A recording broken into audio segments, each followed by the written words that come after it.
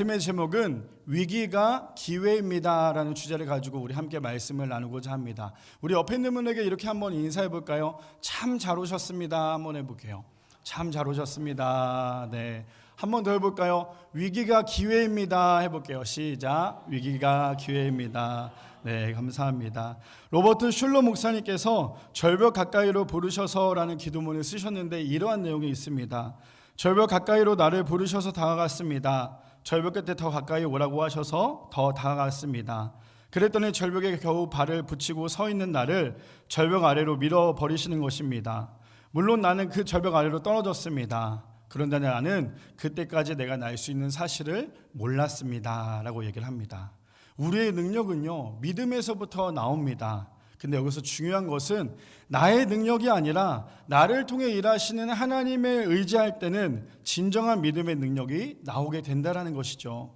오늘 본문은 예수님과 3명의 제자들이 돌아왔을 때 나머지 제자들이 많은 율법학자들과 둘러싸여 있어 논쟁을 벌이고 있는 모습입니다.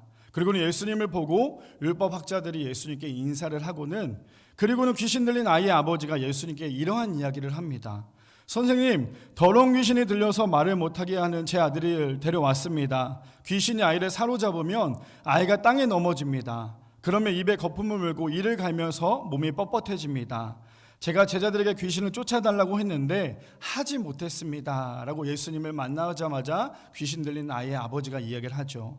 그러자 예수님께서 말씀하십니다. 이 믿음 없는 세대여, 내가 얼마나 너희와 함께 있어야 하느냐, 내가 너희를 얼마나 더 두고 보아야 하느냐, 그 아이를 나에게로 데려오라 라고 말씀합니다.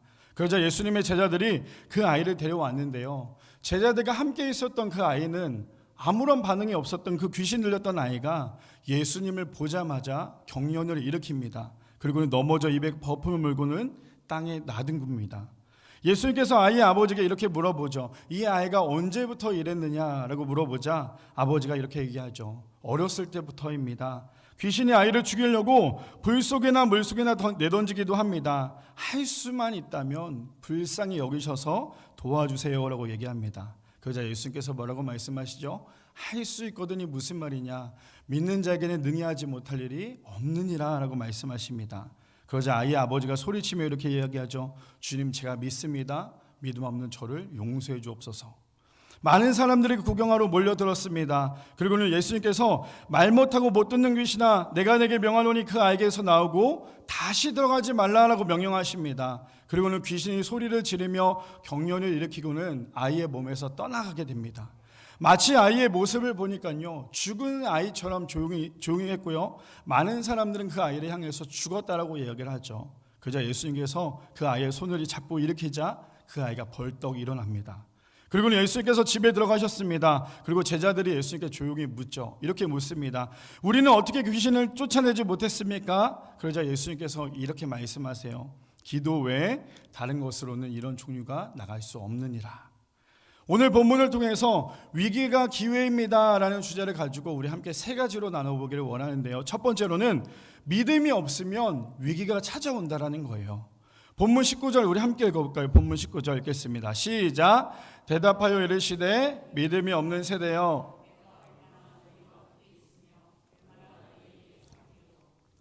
데려오라 하시매. 아멘. 모든 제품에는 유통기한이라는 게 있습니다. 유통기한의 뜻이 무엇일까요? 딱 그만큼 사용할 수 있다는 기간을 이야기하죠. 그래서 우리가 먹을 때에도 반드시 유통기한을 점검하고 먹어야 합니다. 특히나 이 우유도 유통기한이 있는데요, 이 유제품이다 보니까 유통기한을 잘 보고 먹지 않으면 반드시 탈이 나게 되어 있다는 거죠.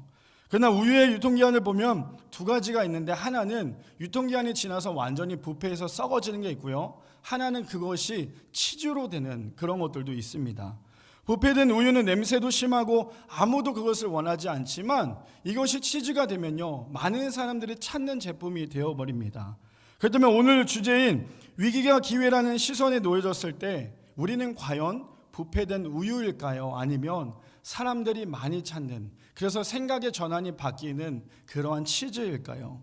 오늘 본문을 보니까 귀신 들린 아이가 있는데요, 모든 사람들이 귀신 들린 아이를 귀신을 쫓아내지 못했습니다. 그리고는 예수님께 데려온 장면이죠. 그리고는 예수님께 이렇게 말합니다. 제자들에게 쫓아달라고 이야기를 했는데 아무도 예수님의 제자는 쫓아내지 못했습니다 라고 얘기합니다. 그래서 예수님께서 이렇게 말씀하시죠. 믿음 없는 세대여, 내가 얼마나 너희와 더 함께 있어야 하겠느냐라고 말을 합니다. 똑같은 상황에 놓여져 있어도요, 누군가는 믿음으로 그 위기를 이겨낼 수 있는 반면에 누군가는 믿음이 없어서요, 믿음이 아닌 오직 머리로 생각하다가 위기를 이겨내지 못하는 경우를 많이 보게 됩니다. 예수님을 따르던 제자들은요, 예수님께서 그동안에 했던 모든 사역들을 다 봤겠죠. 죽은 사람도 살리기도 했고 아픈 사람들의 병도 고치기도 했고 많은 기적과 이적들을 봤을 거예요. 분명히 이 제자들은 예수님과 함께 동행했기 때문이죠. 그런데 그들은 왜 귀신을 쫓아내지 못했을까요? 현대어 성경을 보니까 18절에 이렇게 이야기를 합니다. 귀신이 그에게 발작을 일으키면 아무 데서나 넘어져 거품을 내고 이를 갈면서 온몸이 빳빳해져 버립니다. 그래서 선생님의 제자들에게 데려왔으나 귀신을 쫓아내지 못했습니다 라고 얘기합니다. 믿음이 없으면요, 지금 내 앞에 놓여져 있는 공포가 나를 사로잡게 된다는 거예요. 믿음이 없으면 지금 당장에 작은 사건조차도 이겨낼 힘이 없습니다. 믿음이 없으면 하나님을 의지하고 하나님의 주권 아래 있는 것이 아니라 내가 하려고만 하는 나의 교만이 나를 뒤집어서 나를 망가뜨립니다. 그래서 작은 배가요, 큰 바다를 향해서 항해를 하다 보면 여러 가지 많은 위기의 파도들을 만나게 되죠. 근데 내 앞에 놓여져 있는 파도가 두렵다고 해서 돌아가거나 아니면은 그것을 비껴가거나 아니면 아예 멀리 가게 되면요, 어떠한 파도가 온들 그것을 이겨낼 수가 없습니다. 그러나 지금 내 앞에 놓여져 있는 파도를 이겨내면 또 다른 파도를 만난다 할지라도 아주 쉽게 그것을 이겨낼 수 있다는 거죠. 지금 우리의 삶에 고난이 찾아오고 위기가 찾아왔을 때 피하려고 하면요, 우리는 거기까지인 거예요. 근데 지금의 위기를 차분히 이겨내면 또 한 단계 성숙해질 수 있는 은혜가 우리 가운데 주어진다는 거죠. 그래서 믿음이 우리 안에 있지 않으면, 온전한 믿음이 내게 심겨져 있지 않으면요, 우리는 늘 마귀와의 싸움에서 이겨낼 수 없습니다. 예수님의 마음이 어땠을까요? 오죽 답답했으면 예수님께서 19절에 이렇게 얘기하세요. 대답하여 이르시되 믿음이 없는 세대여, 내가 얼마나 너희와 함께 있으며 얼마나 너희에게 참으리요, 그를 내게로 데려오라 하시매 라고 얘기합니다. 우리에게 믿음이 없다면요, 우리는 날마다 늘 위기 속에 살아갈 수밖에 없습니다. 바라기는 우리는 위기 속에서 날마다 살고 있어요. 오늘도 아침에 눈을 떴을 때부터 지금 교회 나오기까지 우리는 끊임없이 위기 가운데 있었죠. 단순히 내 앞에 있는 위기 때문에 믿음 없는 신앙인이 되는 것이 아니라 지금 우리의 삶의 위기 속에서도 하나님을 믿는 믿음으로 위기를 극복할 수 있는, 그래서 내 앞에 두려움이 내 앞에 해결되지 못하는 그 모든 것들 때문에 넘어져 있는 것이 아니라 믿음으로 우리의 모든 것들을, 우리의 모든 위기들을 이겨낼 수 있는 사랑하는 위기의 성도님들 되시기를 축복합니다. 그래서 믿음은요, 위기를 극복해낼 수 있는 힘이라는 거예요. 두 번째로 위기는 진정한 회개 속에 기회가 주어진다는 거죠. 본문 우리 24절 함께 읽어볼까요? 본문 24절. 곧 그 아이의 아버지가 소리질러 이르되, 아멘. 회개하지 않는 사람의 특징은요, 자신이 무슨 죄를 지었는지조차도 모릅니다. 자신의 죄인임을 인정하지 않을 뿐 아니라 하나님 안에 거하지 않고 있기 때문에 회개조차도 나오지 않는다는 거죠. 그래서 하나님을 떠나는 순간 다른 곳에 있는 것이 아니라 마귀에게 속할 수밖에 없는 거예요. 오늘 본문을 보면 귀신 들린 아이를 데리고 예수님 앞에 섭니다. 그러자 귀신 들린 아이는요, 예수님을 보자마자 온몸에 경련을 일으킵니다. 그리고는 거품을 물고 땅에 구르게 되죠. 그러자 예수님께서 이러한 질문을 합니다. 언제부터 이렇게 되었느냐라고 얘기를 하죠. 그러자 예수님께 이렇게 대답합니다. 어릴 때부터인데 이 귀신이 이 아이를 불에도 던지고 물에도 던지고 이 아이를 죽이려고만 합니다.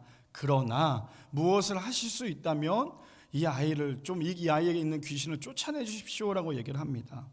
근데 여기서 보니까요, 할 수만 있다면 우리를 불쌍히 여기셔서 도와주세요라는 말이 나와요.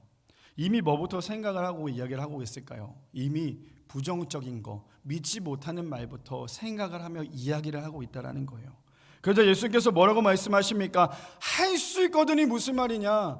그 아버지는 지금 부정적으로 예수님께 이야기를 하는 거예요. 믿지 못한 상태에서 할 수 있다면, 이 아이의 병을 좀 고쳐주십시오. 이 아버지의 마음은 이랬지만 예수님께서 그 아버지의 마음을 보시고는 뭐라고 말씀하시냐면 할 수 있거든이 무슨 말이냐, 믿는 자에게는 능히 하지 못할 일이 없느니라라고 말씀하십니다.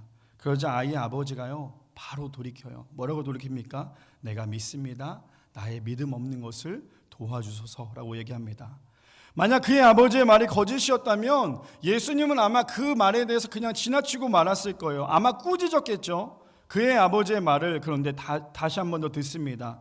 우리의 위기 중에 기회로 돌이켜야 하는 것이 무엇이 있을까요? 아마 많은 위기들이 있겠지만 그 중에서도 아마도 거짓말이 가장 우리를 위기 가운데 놓아놓지 않을까라는 생각이 듭니다. 거짓이라는 것은요 매우 달콤한 대화라는 거예요. 거짓말을 한 번 하면 중독이 되어버리고 맙니다. 그래서 작은 거짓말이 나중에는요 내가 지금 무슨 말을 하고 있는지조차 모를 정도로 그 거짓말은 부피가 점점 늘어나게 된다는 거죠. 근데 지금 당장 내가 혼이 날지라도 거짓말이 아니라 진심을 말한다면요 나는 그만큼 더 성장할 수 있다는 거죠. 근데 사람들은 지금의 위기를 모면하기 위해서 끊임없이 자신을 포장하며 거짓말을 한다는 거예요. 이처럼 마귀에게 속하면 회개할 기회조차 생기지 않습니다. 회개는 우리가 완전히 돌이키는 겁니다. 무언가 조금 남겨놓는 게 아니라요 완전히 돌이키는 거예요. 내가 앞으로 열심히 가다가도 그 길이 잘못되었다라고 생각이 되면요 조금의 뭔가 마음을 남겨놓는 것이 아니라 그냥 돌이키는 거예요. 그게 온전한 회개라는 거죠. 하나님, 내가요 이만큼은 있지만 그래도 내가 이만큼 좀 내려놓고 회개해야 되지 않겠습니까? 라고 한다면 그건 회개가 아니라는 거예요. 회개는 나의 모든 것을 완전히 뒤집어 엎는 거예요. 그리고 하나님 앞에 전적으로 나의 모든 것을 고백하는 거죠. 그러기 위해서는 우리는 날마다 나의 것을 채우기보다는 자꾸만 나의 것을 비워내고 하나님의 것으로 나의 삶을 꽉 채워나가야 합니다. 그래서 로마서 14장 8절에 보니까 이렇게 얘기하죠. 우리가 사나도 주를 위하여 살고 죽어도 주를 위하여 죽나니 그러므로 사나 죽으나 우리가 주의 것이로다 라고 얘기합니다. 그리고는 24절에 그의 아버지가 이러한 고백을 하죠. 곧 그의 아이의 아버지가 소리질러 이르되 내가 믿나이다 나의 믿음 없는 것을 도와주소서 하더라 라고 얘기를 합니다. 진짜 믿음 있는 사람, 진짜 기도하는 사람은요 자신을 자랑하지 않아요. 자신의 믿음을 자랑하지 않습니다. 근데 자꾸만 십자가 앞에 가까이 가려고 하는 사람은요 내가 얼마나 죄인인지를 깨닫게 된다는 거예요. 그러나 십자가와 멀어지는 사람은 자신의 죄조차도 볼 수 없다라는 거죠. 이미 세상의 화려함으로 이미 나는 포장되어 있기 때문입니다. 신앙은 그래서 나의 겉모습을 보이는 것이 아니라 신앙은요 나의 마음을 하나님께 자꾸만 드리는 거예요. 보여주는 거죠. 겉으로 믿는 척 있는 척 하는 것이 아니라 지금 내 상황 속에서 최선을 다해 하나님께 나의 마음을 보여드리는 것입니다. 오늘 귀신 들린 아이의 아버지가 자신의 믿음 없는 것을 고백합니다. 왜 이런 고백을 할까요? 사랑하는 자녀가요 지금 죽게 생겼어요. 귀신에 들려다 보니까 얼마나 많은 상처가 있었겠어요. 아이의 아버지가 매달릴 수 있었던 것은 많은 사람들, 나름 용하다고 했던 사람들, 하물며 예수님의 제자들에게도 부탁했지만 그들은 귀신조차도 쫓아내지 못했다라는 거예요. 그러니 이 아버지의 지금 심정에는 내 앞에 놓여져 있는 그 예수님만을 바라볼 수밖에 없는 거예요. 예수님만이 나의 아이를, 나의 사랑하는 그 아이의 병을 고쳐줄 수 있기 때문이라는 거죠. 그리고는 그의 간절함에 예수님은 반응하십니다. 바라기는 우리의 삶의 위기는 우리가 완전히 돌이킬 때에, 우리가 완전히 납작 엎드려 하나님께 나의 믿음 없음을 고백할 때에 나의 간절함을 통해 예수님께서 우리의 반응을 보이시고 우리는 위기에서 기회가 된다는 사실을 깨닫는 사랑하는 우리의 성도님들 되시기를 축복합니다. 그래서 위기가 올 때에 나의 신앙에 먼저 무언가를 점검하기보다는요 하나님 앞에 온전히 나가 나의 모든 죄를 먼저 고백하고 회개할 때에 우리의 삶 가운데 위기에서 기회가 된다는 사실을 기억하시기를 바랍니다.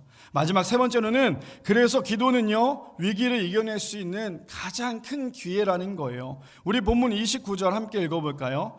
이르시되 기도 외에 다른 것으로는 이런 종류가 나갈 수 없느니라 하시니라 라고 얘기합니다. 예수님께서 많은 사람들이 모이는 것을 보시고는요 25절에 이렇게 합니다. 말 못하고 못 듣는 귀신아 내가 내게 명하노니 그 아이에게서 나오고 다시는 들어가지 말라 하매라고 얘기합니다. 그러자 귀신이 소리를 지르며 아이는 경련을 일으키고요, 그 아이에게 귀신이 떠나갑니다. 기도는 위기를 이길 수 있는 가장 큰 기회라는 거예요. 오늘 본문을 보면 예수님께서 귀신을 쫓아내시고는 아이가 죽은 것 같이 보였다라고 얘기합니다. 그리고는 사람들이 얼마나 오해를 했겠어요.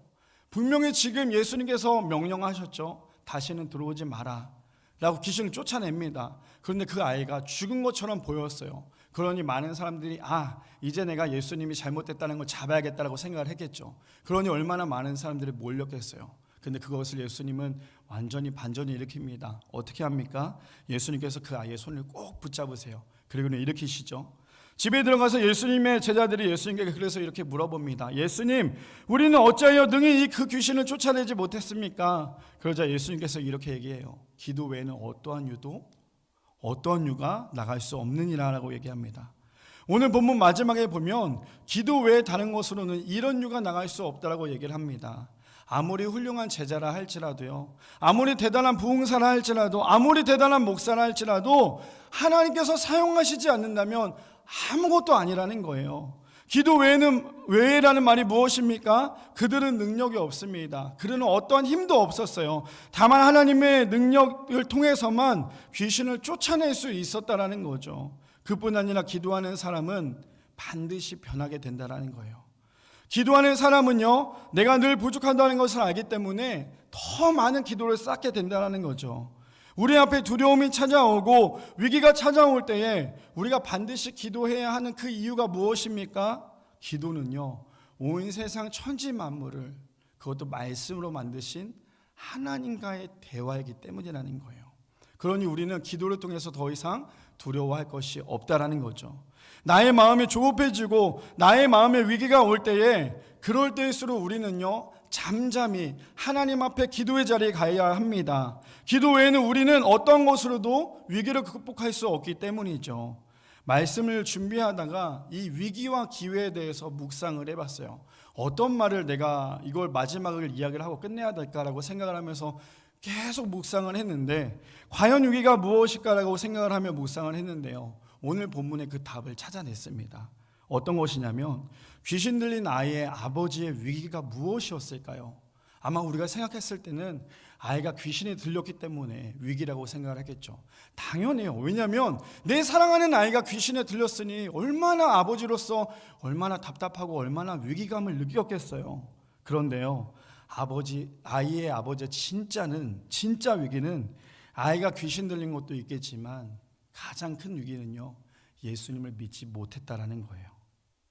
우리의 신앙생활도 마찬가지입니다. 세상을 살아가면서 날마다 위기와 부딪히며 살아간다라는 거죠. 날마다 나에게 찾아오는 위기는 때로는 나를 너무나 버겁게도 하고요, 나를 때로는 아프게도 한다라는 거죠. 그래서 저 또한 나에게 위기가 언제일까라고 생각을 해봤는데, 생각해보니까 지금이 저에게는 가장 큰 위기더라고요. 왜 위기가 가장 두렵냐? 이 위기는요, 하나님이 먼저가 되지 않고 하나님보다 앞설 때 우리의 삶 가운데 가장 큰 위기가 온다라는 거예요. 능력을 주시는 하나님을 바라봐야 하는데요, 하나님께서 주시는 능력만 바라보니까, 복을 주시는 하나님을 바라봐야 하는데 하나님이 주시는 복만을 바라보니까요, 우리는 자꾸만 위기 가운데 빠져 있을 수밖에 없다라는 거죠. 오늘 본문에 등장하는 귀신 들린 아이의 아버지도요, 예수님이 아닌 병 고치는 그것이 주어가 됐다라는 거죠. 병 고침만 바라보다 보니까요, 그 아버지에게 위기가 찾아왔습니다. 하지만 아이의 아버지의 삶의 가장 큰 축복은요, 내가 믿나이다, 나의 믿음 없는 것을 도와주소서의 고백이 위기에서 기회로 바꾸는 가장 큰 축복이 되었습니다.